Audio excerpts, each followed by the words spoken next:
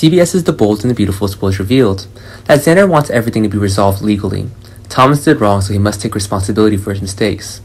Now Xander returns to demand justice for Emma's death, because rumors related to Thomas were spreading more and more, and the police were forced to get involved. Baker police will begin investigating everything. Even though the case happened several years ago, Baker still had to turn back the investigation to find the truth of the incident. Otherwise, the victim's relatives will never feel relief. However, this will certainly be very unlikely because the incident took place several years ago. Many clues have now disappeared, so Baker can't investigate. The witnesses to the accident also couldn't be identified, so Baker will probably spend a lot of time. Ultimately, the case failed, and Thomas was acquitted.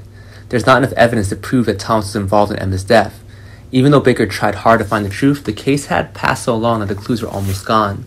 However, Xander wasn't convinced. He was certain that Thomas was the one who pushed Emma to her death.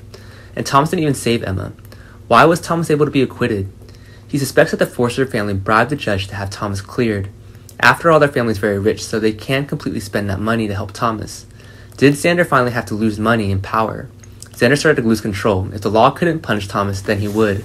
Xander no longer has any hope of justice from the law. And to avenge Emma himself, Xander would break into Thomas's house and shoot him in his sleep. At that time, only Hope and Thomas were home.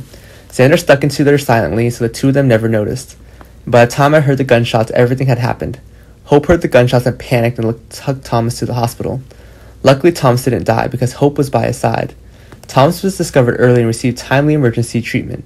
Thomas didn't lose too much blood, so he recovered quickly. Even if Thomas doesn't die, the police will arrest Xander for his crime, regardless of whether Thomas is truly at fault with Xander or not. Just by Xander shooting Thomas, he broke the law. So Xander not only failed to avenge Emma, but also got himself into big trouble.